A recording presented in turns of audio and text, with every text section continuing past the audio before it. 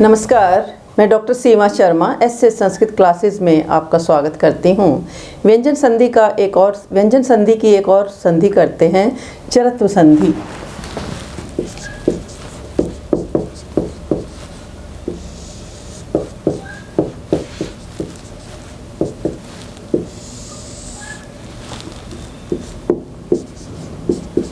चरत्व संधि, इसका सूत्र क्या है? खरीचय। इसका सूत्र है खरीचय, पाणिनि सूत्र है ये। खरीचय कि यदि झल के बाद खर आने पर झल के स्थान पर चर आदेश हो जाता है, चर यानी उसी वर्ग का प्रथम अक्षर आदेश हो जाता है, तो खरीचय खरी परे झलाम चरय सयु। खरीचय चरत्व संधि का सूत्र हमारा क्या है? खरीचय। कि इसका क्या है, व्याख्या क्या है इसकी, कि यदि झल के बाद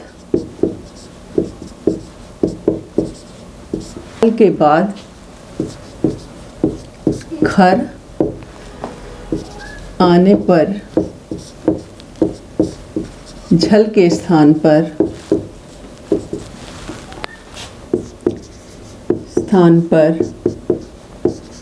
चर आदेश हो जाता है। झल को क्या आदेश हो जाता है? चर आदेश हो जाता है।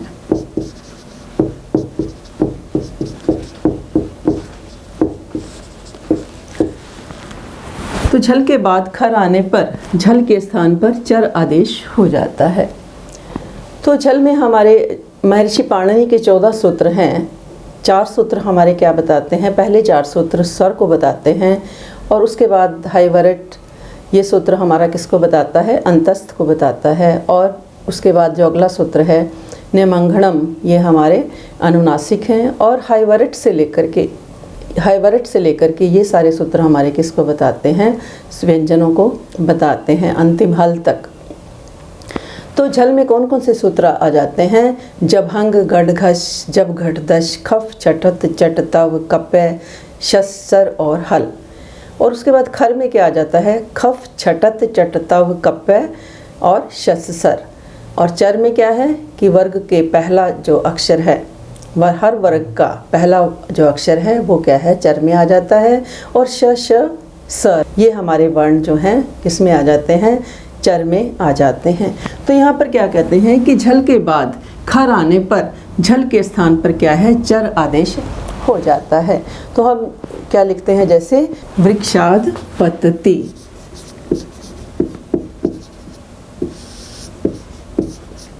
पतति।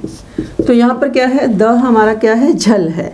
और उसके बाद क्या है? खर है। खर में क्या आ जाते हैं? वर्णों के पहले, दूसरे और खर में कौन कौन से हमारे वर्ण आ जाते हैं? खर में पहले, दूसरे और पहला, दूसरा वर्ण और श, श, स, ये हमारे वर्ण किस में आ जाते हैं? खर में आ जाते हैं।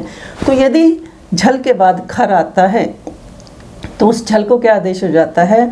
चर आदेश हो जाता है। तो इसी वर्ग का क्या है? पहला वर्ण आदेश हो जाता है। तो क्या हो जाएगा? ये हमारा संधि क्या बन जाएगी? वृक्षात पतति। संधि हमारी क्या बन जाएगी? वृक्षात पतति। तो वृक्षात पतति, तो संधि की तो क्या बन गया? वृक्षाद पतति। संधि की तो क्या हो गया? वृक्षात पतति। इसी प्रकार हम लिखते हैं जैसे तदफलम, तदफलम, तद जमा फलम। तो इकट्ठा लिखेंगे तो क्या बन जाएगा? तत्फलम। इकट्ठा लिखेंगे तो क्या बन जाएगा? तत्फलम। इसी प्रकार से दिग जमा पालह, इसी प्रकार से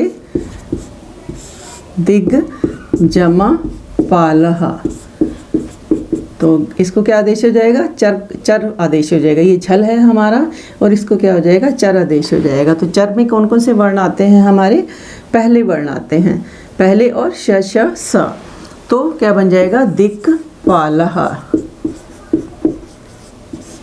दिक्पाल।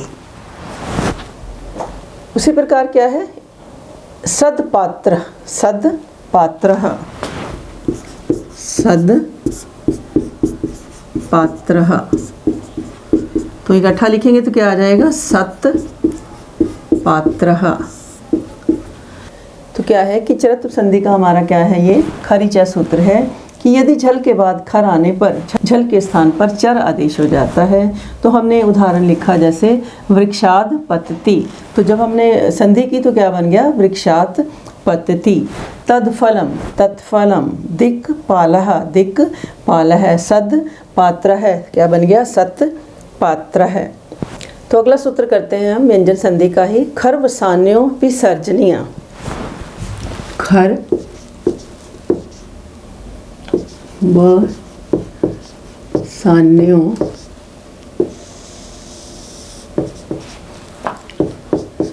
विसर्जनीय,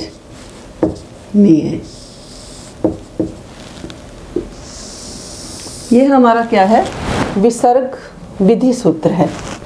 ये हमारा सूत्र, इसका क्या नाम है, विसर्ग विधि सूत्र।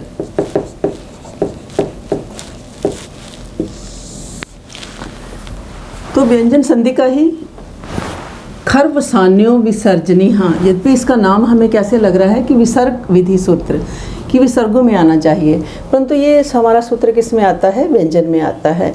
इसका क्या है कि खर्व सान्यों विसर्जनीय, कि खर परे होने पर और अवसान में पदांत रकार को क्या है, विसर्ग आदेश हो जाता है। तो खर्व सान्यों विसर्जनीय, हाँ कि खर परे होने पर अवसान में पदांत र को विसर्ग आदेश हो जाता है। खर परे होने पर, खर परे होने पर और अवसान में पदांत, खर परे होने पर और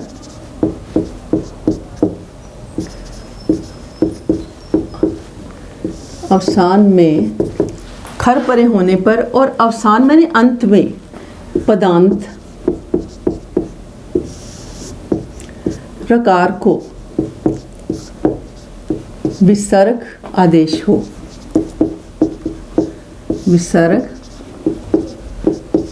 आदेश हो। तो खर में कौन कौन से हमारे वर्ण आ जाते हैं, वर्गों के प्रथम और द्वितीय वर्ण तथा श श स, तालव्य मूर्धन्य और दंते, ये तीनों श हमारे आ जाते हैं। तो क्या कहते हैं कि जैसे हमने क्या लिखा कि खर परे होने पर, जैसे हमने शब्द क्या लिखा, राम है, राम है जमा र, तो यहाँ पर क्या है, पदांत रकार है। तो इस रकार को यानी या तो खर परे हो या अवसान में पदांत रकार को विसर्ग आदेश हो जाता है। तो राम जमा र, तो हमने इसको क्या कर दिया, रा, ये क्या है, पद के अंत में रकार है, तो इस रा को हमने क्या कर दिया, विसर्ग आदेश कर दिया। इसी प्रकार से एक और उदाहरण ले लेते हैं, जैसे हरि सह, हरि स, हरि स। तो यहाँ पर पहले क्या है, सस जुशो रू से, स को क्या है, रू हुआ। हरि स में सस जुसो, जुशो रू से, हरि स को क्या आदेश हुआ, सस जुसो रू, इस सूत्र से स को क्या आदेश हुआ, को रू आदेश हुआ, ठीक है। और रू का क्या है, जो ऊ है, रू का क्या है कि उकार इत संज्ञक होने से रू के उकार का क्या हो गया, लोप हो गया, उकार का लोप हो गया और हमारे पास क्या बच गया, रा बच गया। तब हमारा क्या बना, हरि रा, तब हमारा क्या यहाँ पर बना, हरि रा बना। तो तब जब इसको क्या किया हमने, खर्व सान्यों विसर्जनीय, इस सूत्र से क्या है, र पदांत होने से विसर्ग हो गया और तब हरि रा बना। तो ये हमारा क्या है, इस सूत्र से खर्व सान्यों विसर्जनीय, इस सूत्र से क्या है, अवसान में क्या है, र आ गया, तो इसको क्या कर दिया हमने, विसर्ग आदेश कर दिया। तो तब हमारी संधि क्या बन गई, हरि के बाद हमने क्या कर दिया, विसर्ग लगा दिया, तब हमारी संधि क्या बन गई, हरि बन गई। तो इस प्रकार आज हमने दो सूत्र किए व्यंजन संधि के, चरत्व और विसर्ग विधि सूत्रम, यानी इस सूत्र को अगर हम देखें तो कि विसर्ग विधि सूत्रम, ये हम सोचेंगे कि किस में आना चाहिए था, हमारा विसर्ग संधि में आना चाहिए था, परंतु नहीं। ये सूत्र क्या कहता है कि खर, क्योंकि इसमें व्यंजन है। जैसे अब ये विसर्ग बन गया हमारा, हरि के बाद विसर्ग आ गया, तो विसर्ग में जो परिवर्तन होगा उसको हम क्या कहेंगे, विसर्ग संधि कहेंगे। तो आज हमने दो सूत्र किए, चरत्व संधि और विसर्ग विधि सूत्रम। तो आज के लिए इतना ही। मैं मिलती हूँ अगली वीडियो में नए संस्कृत लेसन के साथ। धन्यवाद। जय हिंद, जय भारत।